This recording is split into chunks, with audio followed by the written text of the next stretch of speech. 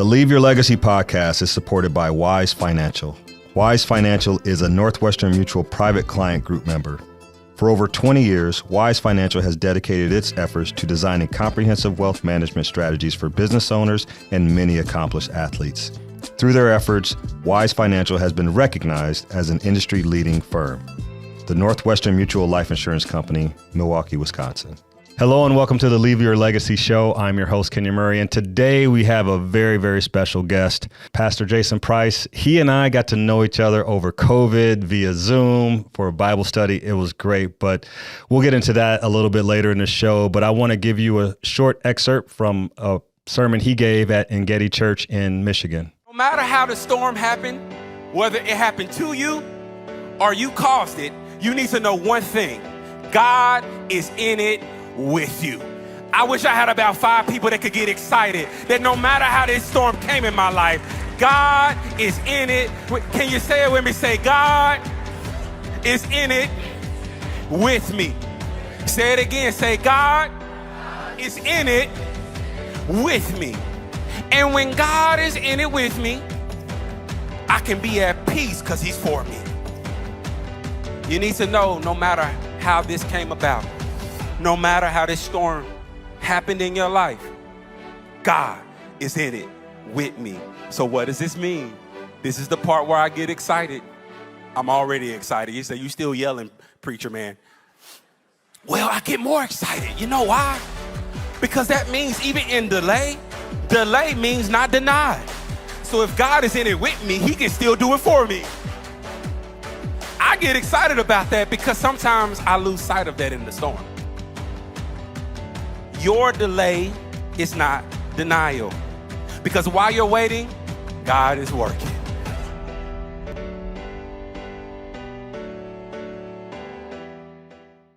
He is a confidant, a friend, and more than anything, he's my brother. Please welcome Pastor Jayson Price to the show. Jayson, how are you doing today, my man?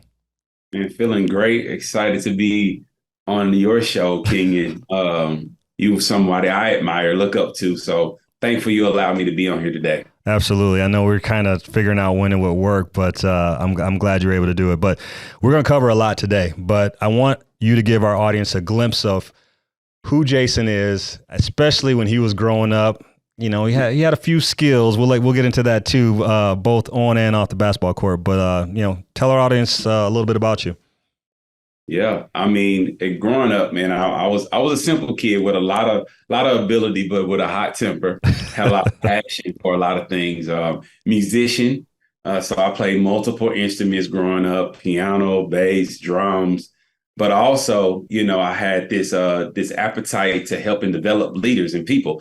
Even at a young age, man, I was starting businesses, leading in my middle school and high school, and starting things. And so I had this entrepreneurial spirit and mindset. And I always kind of birthed in church, where church was just this gateway for me to just express and grow, not just in my faith, but also in my leadership in life. And so growing up, man, I got in a lot of trouble because I had a lot of energy, but I learned to channel it through my passions and just through multi ways of helping others, but also just continuing to build who I am and my character. So it's kind of my childhood in a nutshell. Baller like you. I wasn't as good as you. Now, for your listeners, I don't know if they know, you was a beast. To you, I'm a ball boy, okay? Yeah. Even though I was captain of my team, I would have been like carrying the balls for you. Yeah. But played ball, basketball, just like you, multiple sports, but found my love and passion in music and being able to develop and help others. Well, I think I was just actually talking to someone the other day, and they were telling me about how they knew what they wanted to do at an early age. It was like maybe their freshman or sophomore year in high school. And he was like, I knew what I wanted to do then, and I kind of followed that. Was that the same for you, or did it take you a little bit longer to kind of say, yeah, this is the path I want to go on. I'm going to go to college and study this. Did it happen earlier? Or was it something that you kind of, had to work your way through to find out later in life? Yeah, I think it's kind of like breadcrumbs. I think sometimes our purpose or what we are wanting to do is not exactly clear, but I can see the breadcrumbs leading to the loaf.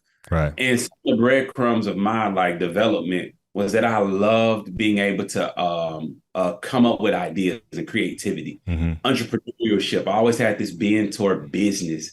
And so I went to school for business, but I also love being able to help people. And so I thought that was just church. I didn't know it was like this whole leadership world. So a lot of it has been discovery along the way, but the breadcrumbs of me just being interested in business, having other mentors and people around me really helped me really figure out what it was that I wanted to do. But I was more in the arena, in the area of it, but not right on target. So still feel like I'm finding my way as I continue to grow as a leader and as a person. That's awesome. And and you've had an interesting journey because you grew up in the church and, so one people would think, okay, well, now you're a campus pastor. So that was just kind of in your blood because that's where you grew up because your father was. So can you tell us a little bit about that faith journey, kind of how you came to the position you are? Because you and I have talked before, there's a lot of ups and downs. There was some wilderness, there were some valleys, and those kind of things. So what was your faith journey like getting you to where you are today? Yeah. I mean, the first step, of course, I went to school, went the traditional route of getting my business degree, and I started working for a bank. And I was a teller at a window, and I was a loan officer. So I was doing both. It was at a credit union. Okay. And I just thought, man, I'm going to just continue to grow in my finance understanding and my leadership. And I'm going to be a millionaire by the time I'm 26. I was 24 at the time. I was like, I'm going to just be in this finance world and just figure out money. Right. But as a teller, I sucked. I could not balance the store to save my life. But I was excellent at the sales and customer service side. Right. Well, it led and resulted in me actually being released because I had so many errors in the money counting. I was number one in sales. I was number one in customer service. But they let me go because it was like, man, you can't balance a drawer. And I was like, man, can I just stay on the other side? Like, I'm really good over here. Right. Well, them actually saying, hey, we got to let you go, actually opened up an opportunity for me to get this job as a youth pastor. Right. And that was not on my radar. I was not thinking about this. I remember I was freshly married, 4 months in my marriage, and to the beautiful Charmaine, which I got to shout out the lovely wife and 2 kids, love them. But I was freshly married and I was like, what do I do now? But man, my sisters were going to this church. They had like 5 locations. And this is the first time I seen church kind of operate at such a large scale. It's a church across town. And it was predominantly white. And I was like, man, those white people don't want me over there. That's exactly what I said. Well, my sisters and God convinced me to apply. And I became a youth pastor there. And I saw my leadership just explode. I became the executive youth pastor where I was over 5 other locations. And then that's when I got introduced to Elevation Church, when I went to that church. And I just felt this prompting to apply for their internship program where I started all the way back over. So I get into youth ministry, become an executive youth pastor, and I start over at Elevation as an intern. And that was truly a wilderness kind of moment because I was like, start all the way over. I took an 80% pay cut to move here to Charlotte, North Carolina, and be under the leadership of Pastor Stephen. And I went again from intern, and it took me about 1.5 years, and they saw something in me where they allowed me to be a campus pastor. And it was really with faith and starting over, but growing in my leadership every step of the journey. Yeah. And I think, the one thing that COVID did do was it introduced our family to Elevation. And obviously, people have their own opinions on, quote, mega churches or whatever it is. But, with Pastor Stephen, you've made different comments about him. And I've been to the Charlotte campus, which is unbelievable. It's a great thing to be. But why did you want to go into Elevation Church from a standpoint of it was new, you were starting over? Like, what was the motivation for you to okay, I'm gonna do this. Like, I'm gonna bite my tongue and I'm gonna sit down, I'm gonna start over and do it. Like, what was it about the church that really like prompted you to go like, yeah, I want to be here? Well, for me, I've always been a man that's led by his principles, like his values that God has put aside. And I think if we got any leaders listening, like, we have to be led by our convictions. And what I identify most with Pastor Stephen is his conviction around what something that's very dear to me and it's unity in diversity. Mm-hmm. I've seen the church be very segregated, businesses be very segregated. You know, they say Sunday morning is the most segregated time of the week. Wow. Because, you know, you have so many different cultures that just split apart. Mm-hmm. When I believe God has called us to unity and being of one mind, one body. And what I saw in Pastor Stephen that really inspired me is that he had this unique ability to transcend just being in one place. Number one, he could reach people all over the world. And that was always something I was like, I'm very engaged in that transcendent leadership, but also his heart for diversity is very real. Yeah. You know, he's the type of leader, even when he was in college and coming up, he would be the one white guy in all Black gospel choirs. Like, he was the one pioneering and loving different cultures. And one sermon that he preached that really compelled me is "It's in your hands." And it was talking about how what's not healed in our hearts, as far as racism, as far as segregation and biases, if it's not healed in our heart, we'll pass it down. Right. We'll pass that hurt down. We'll pass that pain down. And he said his mission was not to pass that down to his children or not leave that legacy, as the show is entitled. Yeah. But his heart was to pass down this unity. And you can see it very evident. We don't just reach white or Black people. Yeah. We reach multiple cultures across the world now with our music and with our ministry and with what God is doing through Elevation Church and Pastor Stephen. It's just an honor to be in the midst of that unity, which is my why. Yeah. Yeah. I mean, I love it because I think COVID, and he's mentioned this too, COVID helped Elevation reach so many more people. It's like, okay, how are we going to navigate this? And I remember some of the early sermons and stuff that he gave during the pandemic. It was like, okay, we have to figure out how to do things a little bit differently. And I just really felt like it exploded. Elevation has exploded over the last 2 years. But I want to ask you, what is something about Pastor Furtick that, you know, we see him all the time, but you get to spend time with him. What is something that is unique? And you mentioned a little bit of it, like his, his love for diversity and inclusion and reaching people. But what's something about Pastor Stephen that we wouldn't see from the outside that you get to see and experience when you guys are together, whether it's at church or in meetings, things like that? Yeah. I think with any level of success, and you can identify with this, you've had a level of success. It's easy very much to get caught up in it. And it becomes a whirlwind of responsibility and opportunity and decisions. And you can kind of lose yourself. We see many famous people or well-known people that they get that level of success and they forget really, like they say in the hood, where they came from. They forget that thing that really made them who they were, that made them special, that made them unique. I think what has inspired me is after so much of what we call success in his world, he still finds a way to find the unique way to be who God called him to be without all the glamour. And so I get to see the stripped down version of how he cares about the small things, how he reached out. My mom passed this year. You kind of helped me walk through that season. And he was on tour at Elevation Nights. Like our worship team is in arenas. This is crazy. Yeah. And he's preaching every night to tens of thousands of people. But he takes the moment in the midst of the fourth night where he's been on tour buses. He's exhausted. He's given all he had to shoot me a personal video to say how his heart was broken for me losing my mom, but how he was excited because of what she put in me. Yeah. Taking the time to be intentional and be who he is. He is that person like that actually cares about the small things, the things that people may overlook. And he could have used any excuse and I would have been fine. Like, he's busy. He legitimately, is in different cities every night. Like, it's a real reason to not reach out, but he did. Yeah. And he always has since I've been on his team.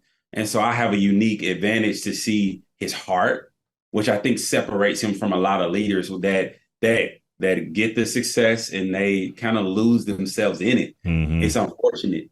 Yeah. But I mean, that's the human part of us too, and it takes a strong person, which you talk about with conviction, to be able to make sure that they stay grounded in who they are and the reason for what they're doing. And, I found that in you. I refer to you very fondly as my pastor when I talk to people. And how we came to be friends was crazy. But, you know, I know kind of my story and how you and I and how our friendship developed. But I want our audience to get your perspective on, you know, how the last couple of years you and I get to know each other. How do I put this? How do you think it came about? How do you think our relationship came about and why it's been so close? Because I know what I tell people, but I, as a host and your friend, just want to know what you say. I tell people it's like Aladdin on a magic carpet ride. I mean, It is magical. I'm telling you. But we have a mutual friend in Billy Taylor. Yeah. And Billy Taylor, you know, he was a trusted friend of yours that invited you on the call or Zoom in 2020. And Billy is just an outstanding individual, you know, just a great dad, father, coach. You're just an elite person. Mm-hmm. And when you know, let me know that you were going to be on the call, he was like, hey, I just want you to know, like, I got a friend on there that I hope y'all connect. So he saw something in me and in you that should have been connecting. But I was like, okay, let's give it a shot. Yeah. But the way I see it, I really do see it as divine, because we established that and it was almost instant. It was almost like through Zoom. I've never felt that like instant with somebody on Zoom ever. Like it's never happened again. Let me say it like that. I've been on a lot of Zoom calls. Yeah. I'm like, who's this guy from Iowa? Number one, when I met you in person, you are way taller than you are. Can we just talk about that? Yeah. 6'11" is ridiculous. But well, wait till you meet the boys. Yeah, that'll be different. Oh man, that's gonna be crazy. But I really believe that it was a divine appointment, because there were some things that you were gonna walk through and I was gonna walk through, that we would need one another. Mm-hmm. And I felt like it shouldn't have been. Like, you're from Iowa, I'm from Tennessee. We should not be connected. But God, he chose us to be connected, because even when we rekindled our relationship, I think it was like 2 years after COVID. Yeah. I'm still walking through something extremely difficult. And you reached out to me. You knew you had a guy in Charlotte that could be there and help you and just navigate. And so I felt like maybe it was for us, because we really are benefiting from this friendship. Yeah. But maybe for me to connect you to people in Columbia where your mom is. Yeah. And maybe it was for, you know, the seasons that we will walk through as men. But it's like just divine, really. It's like it means a lot. We protect it. We talk about real things. We do not waste each other's time, but we have a lot of fun. Yeah. And so for me, it's just like, wow, I'm blessed. I really am. Yeah. And I think that's exactly right. You know, I think about when Michelle and I were going through our marital troubles, I had a Bible study group that I tapped into, and those men were what I needed at that point in time to hold me accountable, to pour into me, to give me advice. And then the same thing, you know, there's been moments where I've had to reach out to you with some personal things, some marital things. And it's like there's no time missing. It doesn't matter what it's about. I love the fact that I have someone like you that I can talk to like that, because in reality, we all go through a lot of the same things. It may not manifest itself the same way with all of us, but we have a lot of valleys. We have the wilderness that we have to walk through. And to have someone like you be there for me, like, I know that it's made me, one, our friendships is deepened. My faith is deepened, because like you said, I do feel it's divine. But yeah, man, it's truly special. And I think that's the only way you can describe it is as divine. And he did it for a reason. The cool part is that, and I love this about the people I meet and I have the opportunity to meet in my role, I really don't know who you are either. Like, I didn't know about your sons the way, you know, you've let me into that space about them being able to play basketball at a high level. I didn't know any of that. And I feel like what we miss in this generation is just authenticity. Mm-hmm. And like people loving us for us, not for our position, not for what we make, not for who we know. Yeah. And I think that's what we value most, is that it's just authentic. It was before any, and it is remaining because of the right things. And I think, man, if people are listening, you got to find people that love you for you on good days and bad days, that don't judge you for your failures, but they lift you up in spite of your failures. Yeah. And so for me, I think that's how we really, truly strengthen one another in a special way. Yeah, and it is, and it's more difficult to lift someone up than it is to tear someone down. When I talk, whether it's a keynote or to a group of kids or players or whatever, that's the one thing is like we live in a world of comparison, and it's so much easier for us to tear somebody down as opposed to lift them up, because lifting someone takes intentionality. Yes. It takes connecting with that person, understanding that person, and understanding like what they need in that moment. And I don't think that, like you said, the connectedness, we're more connected than we've ever been in human history, but I think we're more separated than we've ever been as well. Yes. 100%. I think the connections are there, but the connection is not there. Right. Where we are truly slowing down and truly getting to know the real side of one another, not the polished performance side that's posted on Instagram or different social media outlets. And that takes time. It takes intentionality, you know? Absolutely. And you talk about uplifting.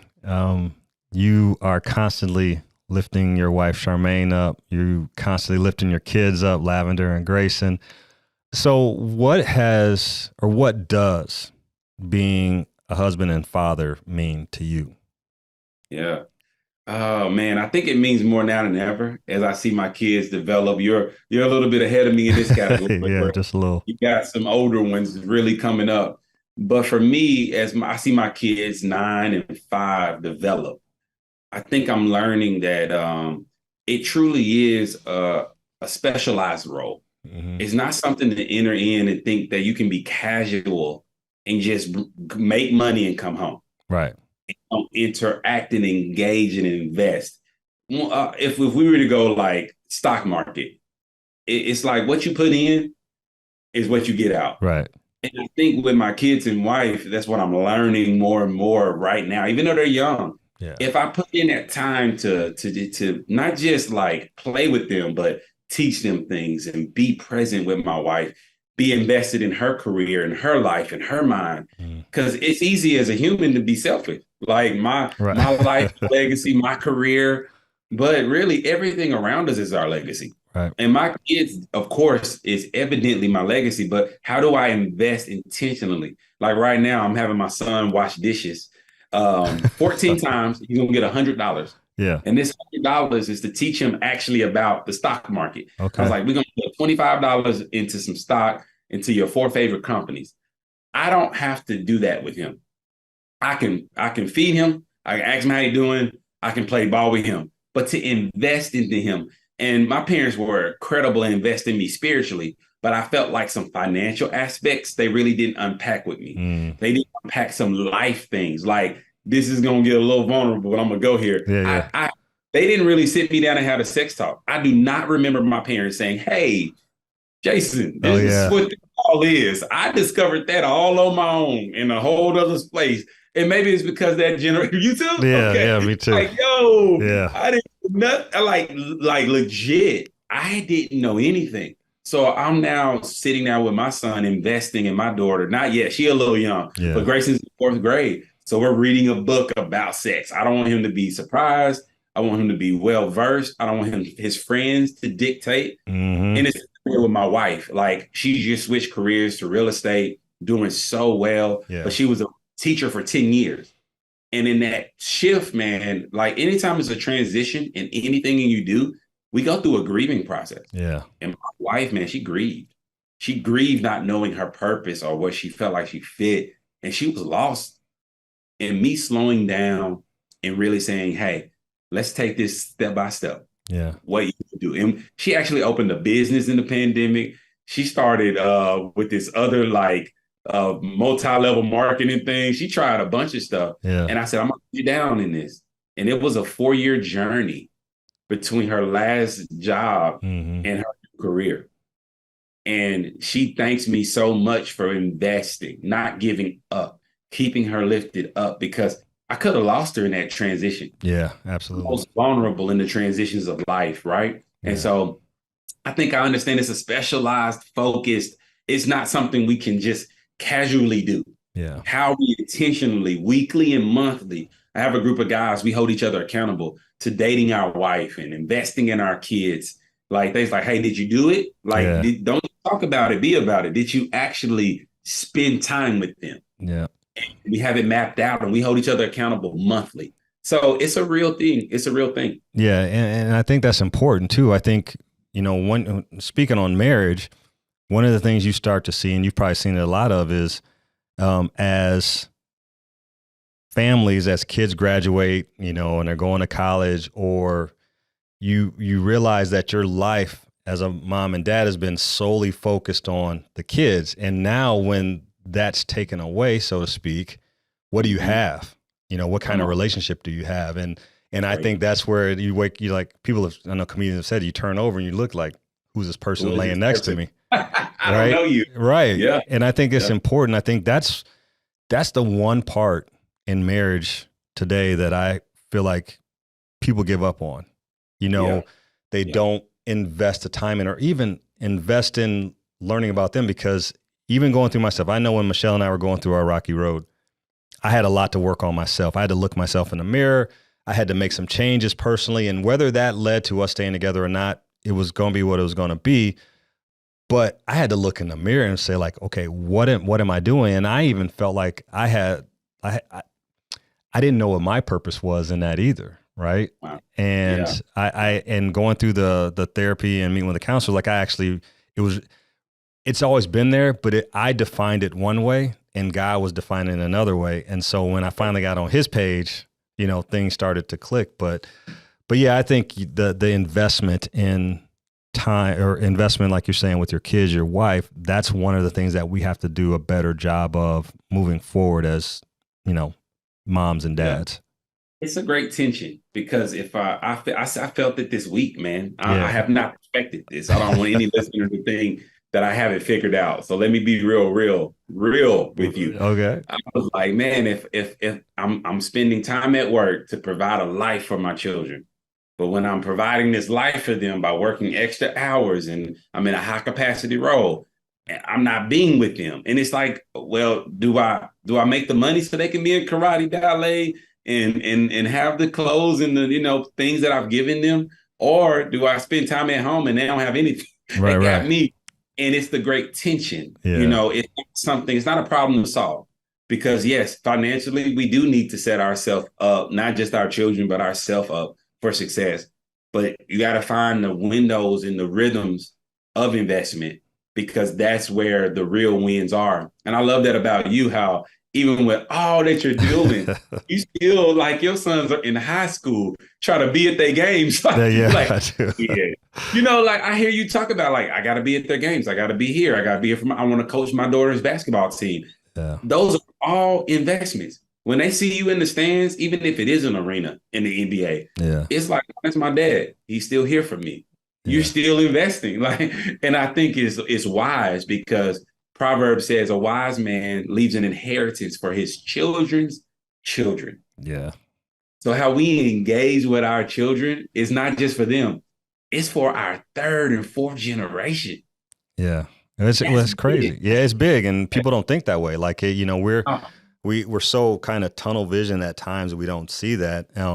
But, the one thing too, speaking on, how you're saying that tension, people talk about work-life balance. There is no such thing as work-life balance, because there's going to be times, like, based on what you're doing, like, you may spend a little bit more time at work and doing those things that you need to do to be able to do the things you need to do so you can do the things you want to do. And so things will shift. And when you have to be there for your wife and your kids, like, you're able to do that because you've set yourself up with everything that you've done on this other side. And I think that's the one thing. I remember being a regional manager, I never talked about work-life balance, but I was like, if work interferes with home, then we got to have a talk about it. Like, what can I do as your manager to help lessen that tension? Right. And the other thing too is like, hey, I'm trying to make this money, as a regional manager, I got to be able to do those kind of things too. So I think that there's a lot of things that come and go. Like you say, that tension is always going to be there. It's just a matter of how you navigate it. 100%. I think when I learned rhythms is when it really became more manageable for me personally. When I understood there were seasons in my life that I would have to grind, but there were seasons in my life that I was choosing to grind where I could have actually been more.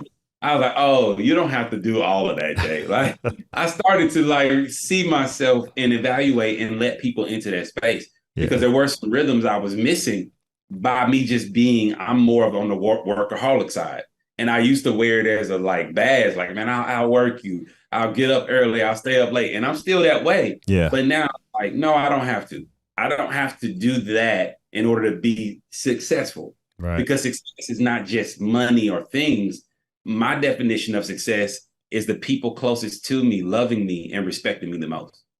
Yeah. So I get to redefine, and I would encourage every listener to like, what's your definition of success?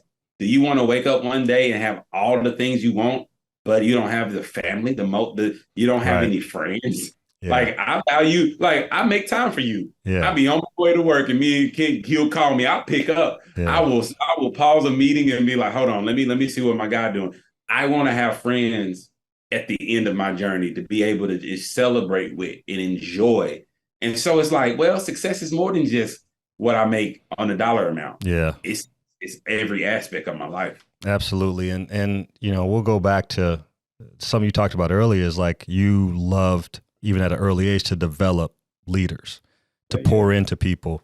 And this is a couple of things. I want you to talk about what you're doing when it comes to developing leaders. 'Cause I know you got a couple different things. I definitely get emails and you know, text messages on the things that you're doing, which is phenomenal. I love it all. But I want to ask you this, as you're developing leaders, do you feel that you're also helping these same people find their purpose? Mm-hmm. So, I mean, yeah, the short answer is yes. Yeah. The short answer is yes. I feel like if you're not developing people towards their purpose, then you're trying to develop a product and not a person. Right. Gotcha. So a product is something I use. So if I'm not giving you a true end goal, a real like destiny, then I'm seeing you as something I'm going to use for a season and then throw away when I'm no longer using it. But my development style is all about producing the purpose.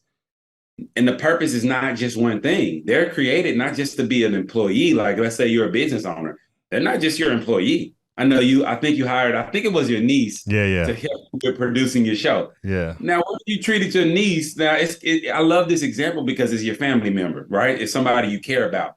Yeah. But all she was to you was to get the thing done and get the product out. But it's like, no, one day she's going to be a wife. She's going to be a mom. She's going to have, she may have her own company one day. Yeah. And if you only develop her to the level of getting something out of her, you limited what you're going to get in this season and what she will become in the next. Yeah, absolutely. She is becoming something even as you're now giving her purpose, giving her opportunity, opening up things. And so that's how I see it. I'm not just developing you for a moment of my purpose. I'm developing you for your ultimate purpose. That may not be in this season. It may be beyond me. Yeah. And that's kind of my language of my company, my leadership company. It's called Beyond You. Because if it's not about you, it'll live beyond you. Yeah, that's kind of how we kind of phrase it and frame it. It's not about me. As I'm developing leaders and business owners and CEOs, it's not about me. So I take myself out of the equation in my development and I focus on the person because I want to see them go beyond what they ever thought. I love that. And I think even too, initially, you've got to work extra hard to show them that that's the case.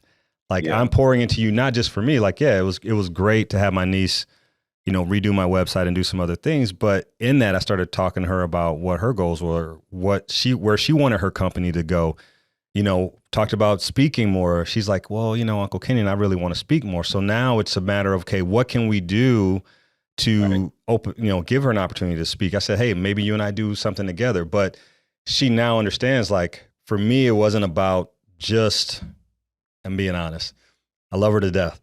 It wasn't just about hiring my niece to do something for me. It was like pouring back into my kids, because I'll say this, and this is a completely, sorry, it's a left turn off the road, but you and I talked about, like, things happen for a reason. And when my mom had her stroke, one of the questions I asked, and you and I have talked about it, is why did it happen to her at this point in time? She was at a place where she was enjoying life, living, and then this happens. And as I've thought about it, even more. This last year, I've been to South Carolina more times than I have in the last 20 years. I've reconnected with family. There's certain things that I didn't know were going on. Now I'm engaged in those. And no one ever wants to see somebody fall ill or anything like that, or to do this. But I have always been trying to find what's the positive in this, because I feel like if I dwell on the negative, it'll just make me sad. It'll make me feel sorry for my mom, which is something she definitely doesn't want me to do. But it's created this appreciation for my family that I didn't have because I hadn't been there. And so for me, even with you, like all these things kind of happen for a reason, and it put me in a position to be able to do so many things for so many other people. And that's just the one thing, like my niece is like, I know your dream now. So what are we going to do to help get you there? And so, yeah, sorry, that was a tangent, but I love felt it. like saying It's perfect tangent. Listen, that was the perfect tangent because you talked about something bigger than you. It was beyond you, because you asked me about my development, but that's it. Me even being your friend is also you being a good son in this season. You're not just a father. You're not just a husband, but your mom invested into you. And now I get to help you carry that legacy of your mom well. But also, God is so cool that he allows you to, reconnect with some roots and learn some different things. Even spend more time with me. Like, you wasn't coming to Charlotte that often. Yeah, right. We hung out more, and it's been a blessing. Like, it's been a mutual benefit. And so it's like, we don't see the bigger plan. And so my development is always trying to bring in that bigger plan. Yeah. It's like, I could get the people that report to me as a supervisor just to be good at their job. But that would be so limited. Yeah. And we really wouldn't get anything done. And we get the bare minimum. Yeah. I'm like, how can we change the world? I call my people world changers. Like it's bigger than us. So how do we get outside of ourselves? And so I feel like that's what you did in that moment with your mom, with your niece. You got outside of you got outside of just your needs and said, how can we truly develop you? Absolutely. And as we level you up, we will also level up those around us. Yeah, I love that. I love that level up. That's I know that's one of your new things now with your leadership program and things like that. But I want to ask you, like, people know you probably most as Pastor Jayson, right? But you have so many other interests, and I know I probably didn't cue this up for you when we were talking before, but you have some really good interest. I mean, you have some different projects going on, but the one I want to talk about is like the entrepreneurial part, but the property thing. Like you're really into like investing in properties and things like that. Like you talked about wanting to be a millionaire, but how did that, love or interest in, real estate property, how did that come? Because I know you've bought some houses and flipped some houses and done some stuff like that. Where did that come from, and kind of where are you at with that now? Well, they say you show me your friends, I'll show you your future, right? Yeah. And I got around some guys, man. It's one guy, one of my good friends. His name is Decatur Wilson, DW. Actually, the next time you come down, you're going to meet him because he wants to meet you. But he used to be an engineer at Frito-Lay, and he quit his job to help his wife start a therapy clinic called Thrive. Now they have 5 locations in North and South Carolina, but he used the money from flipping homes to be able to fund this therapy business, but also just really get into investing in real estate. And he was actually at my campus. Like, he was one of my good friends at the campus. And he was like, Jay, you should think about this. And he started teaching me about real estate. But he was also a realtor before my wife was. He was a realtor. And so I was like, hey, I think I want to buy my first home. So I want to use you. And so as we were doing the journey of finding my first home, it was in 2020, the worst time to purchase a home. I remember that, yeah. Like 20 homes, man. I mean, like, we were getting outbidded by like 30, 40 grand, man. People were going crazy in COVID. It was horrible. Yeah. I don't know if you were buying a house in COVID as a listener, but man, it was not fun. And so I was like, But my dream was to take my first home and turn it into a rental property because of him. He influenced me and said, hey, you need to open your mind and not just owning a home, but how can you make residual income from your first home? So I was like, let's do it. But after 2020, I was discouraged. Well, he found me this home that was okay. It was a 3-bedroom, too. It was in a good neighborhood, but my wife hated it. It wasn't great. It needed a lot of work, and we ain't carpenters. Okay. I know what Jason was, but Jayson is not. I am not. I don't have any of those skills. A lot of other skills, but not that one. Yeah. This first house, man, we took it and we just said, hey, it's not what we want, but we see a future in being able to use it as a rental property. And that's just what we did. He wrote down the numbers, went over all the financials, and we did it. We bought the house, and then we were able to move out of it, get another property, and rent that one out. Mm-hmm. And it was just like this adventure. It was tight. We were using like savings. We were just trying to figure it out. And we rented it out for 3 years. And just recently, I told you about this. Yeah. I'm selling that house now for almost 3 times what I purchased it for. And I'm starting an investment company. And now this investment company is to do multifamily and to do bigger complexes in the millions. So our first property be about $3 to $6 million. And I just want to help people, number one, understand investing better, as people, not just white or black or any color, but just as people. I think sometimes things are not clearly explained so people can have great investments. Even if they have it in stock, they need to diversify their investments. And so me and my friend DW, we were like, man, we don't just want to invest and make money. We want to build people. Yeah. So even the investing company has this element of developing people to be even better moms, dads, business owners. Yeah. And also grow their wealth. And so it's beyond you investing, and it's where people can find a safe place to invest, but also grow in their leadership. So we don't want to just see people make money. We want to see people become better people. Yeah. And so now we're headed in that direction. But it all started, man, with just the right people around me, teaching me. He's not greedy. He's just a person that really is godly and really wants to see others grow. And so I'm excited to start this new adventure with him. But it started small. Small. But I mean, that goes into the old adage of you give a man a fish, he eats for a day. You teach a man a fish, he eats for a lifetime. And say it again. So this like that. But once again, that's one of those things that we don't have enough people doing that, and that's how it should be. As we're passing knowledge on, as we're getting, it should be something that we should be willing to give to anyone. And I've been working with another company on some app stuff. And one of the things they found out is like 90% of Americans actually have a negative relationship with money, 90%. And that it goes back to what you're saying, like financial literacy and things like that. Those are things that we need to have. And as, as Black men, that doesn't happen in our community. So we have to go above and beyond, not only to learn about it and then take that knowledge and pass it down. And I think that's the most important thing that you're talking about is being able to pass that down. That's what we're most excited about as we're building this thing and people are getting into investing with us.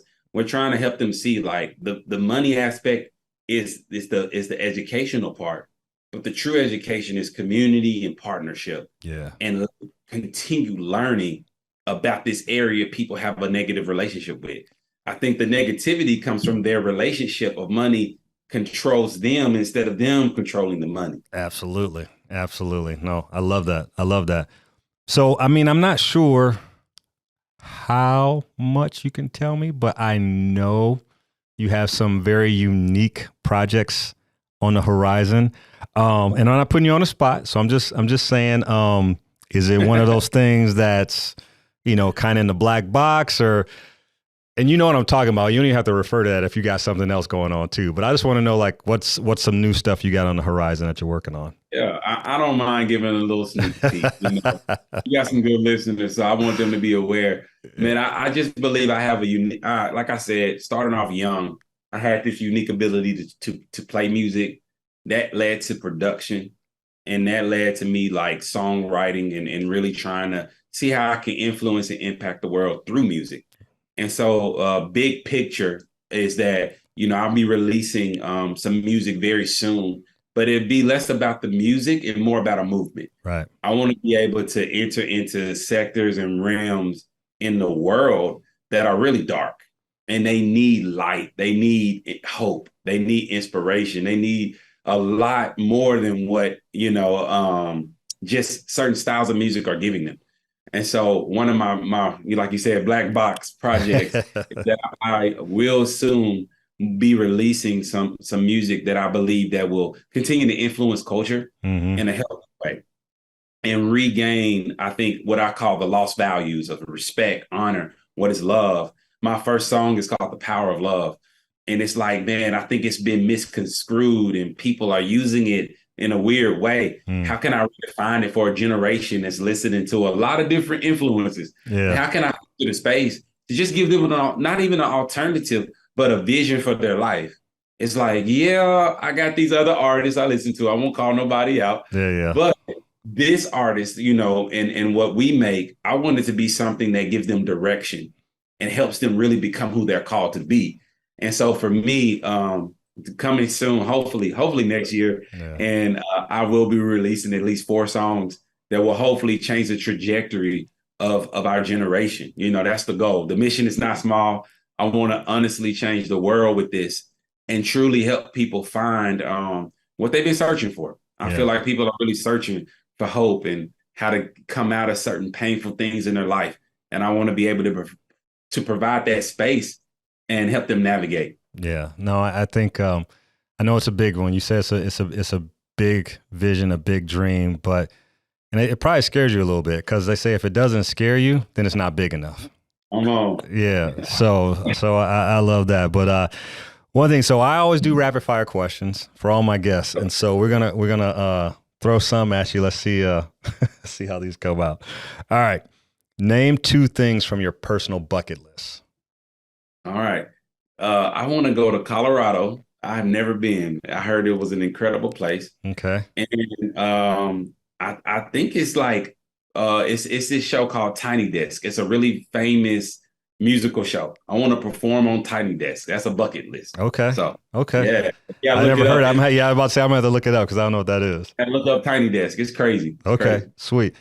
Number 2, if you were cast on Survivor if you were cast on a Survivor show, doesn't matter.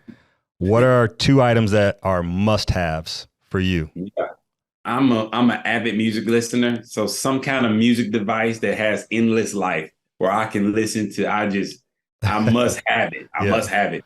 And I don't know. I don't know about the second thing. I feel like I need some food and water, something practical. Yeah. But I'm also spiritual, so I guess the Bible, have something to inspire me. But I think I want to eat, so I feel like a knife would be helpful. Gotcha. I would die, obviously. You see, I would just die. I listen to music and just read and die. Yeah, that's funny. All right, so in accordance with the show. What does leaving a legacy mean to you? Yeah. Well, for me, leaving a legacy is leaving something beyond me that influences not just my family, but the world around me. I feel like just influencing my kids and my wife is too small. I believe it's leaving an impact, a lasting impact on people in a positive way. One of my people that I feel like is a legacy leaver that truly has imprinted my life, and I never met him, is Martin Luther King. And I know that sounds like a cop-out answer because it's an obvious one. But, out of studying his life and his legacy, it's really inspired me to be the man that I am, seeing what he had to endure. It wasn't an easy thing that he endured. Most people glamorize his life, but people hated him while he was alive. He was not loved. He was not accepted. Even in a popular opinion poll, he was a villain. Right. And so he really never got to feel or see his true impact or influence. And so I feel like it's leaving that impact on people that you'll never meet, you'll never shake hands with, you'll never even know. But you truly did change their world and their perspective and what they thought was possible. I love it. Well, man, I got to thank you. And one thing I do for my listeners too is I always end with a quote. And this was one synonymous quote, but I feel like it truly epitomizes our relationship. And the quote is, "We don't meet people by accident. They are meant to cross our path for a reason. And I think, we talked about it earlier, like there was a reason that you and I connected, that we stay connected. And I know that we'll be connected for as long as I can think, as long as I'm here on this earth, I know that we'll be connected. But I want to thank you for coming on the show, man. I absolutely love you, brother. And I'm glad you carved out some time in your day to grace my show with your presence. It's an honor to be on here, man. I'm excited about this show. And I know it's going to continue to do great things, man. Thank you. Thank you. Absolutely. Absolutely. Well, a huge thanks to Wise Financial as our title sponsor, Stella's Fresh Mex, Storyline Multimedia. Without those guys and you, the audience, we couldn't accomplish anything. And remember, you can still go to our YouTube network page, the Talk About Network, subscribe, give us a like, hit the notification button, so that you know when a new episode drops. But today we're going to leave you with something special. We're going to leave you with a short video called Leadership Level Up from my brother, Pastor Jayson Price. Thank you, my brother. Thank you, sir. How do we get results? I know you want results in your home. I know you want results in your life or your business. I want to help you get there because results are necessary. I believe the distance between insanity and genius is results. So I believe if we can get you more effective and productive, then everything around you will change and the results will come. This is Leadership Level Up. We want to help you level up in every area of your life. So how do we get these results? How do we actually take something from 1 to 10, 10 to 200? How do we see people around us grow with us? How do we get the results we need, the sales? Maybe in our home, we want our kids to actually get to another level in their behavior. Well, let me help you get there step by step. The first thing I want you to know, it's going to take some time. Results do not come overnight and they do not come easy. You know that already, but I don't want you to come in with a false expectation. Whatever you want to influence will take some time. But I'm going to bring along one of my favorite leadership coaches. He's incredible, John Maxwell. And he talks about the 5 levels of leadership because this is how you get results. When you go to a new company, a new job, when you go to a new environment where you're expected to do something at a higher level, you have to understand the 5 levels of leadership and your influence. Say that with me, say influence. Influence is how I get results, even beyond myself. All right. So the first level of these 5 levels of leadership is position. You are in position as a mom, as a leader, as a person that's called to actually help other people and get results. So you must first understand your position. But that's just the first level. If you come into somewhere trying to get results and all you have is a new title, you can't start bossing people around. You must move up to level 2, which is permission. Permission is getting others to believe in what you're doing and actually getting some influence under your belt. So even with your kids, it's funny when I play a little video games with my son, Grayson, when I want him to do something, I get a little influence first and I'm like, hey, Gray, let's go clean up. He's excited because I just invested in something he loves. How do you invest in the people around you? Maybe spend some time with them, take them to Starbucks. Invest in the people and the relationships in order to gain helpful influence. Because the third level is production. This is how you actually get results. You have the position, you get the permission. Now you get to produce results with that person. You get to help them achieve. You get to achieve because you have accountability. You have trust. You have unity. You have a target and clear expectations. Now we can get to the results. But it doesn't stop there because I believe results kind of plateau over time. So you can start off actually doing pretty well. But John Maxwell talks about this 4th level, which I believe that I want to help you do and help you level up, is people development. Now, people hit this lid in their performance. They hit this lid in their understanding. How can you get them beyond the lid they will eventually hit? Development. You have to get them exposed to new things. You have to get new information into them. You have to develop the person that you've been entrusted with, or the team, or the people, or the family. For me and my family, I like to develop my family through actually spending time and quality time together, learning about their interests, doing something that helps them become better as a person. Listen, last but not least, is something that we all need. It's legacy.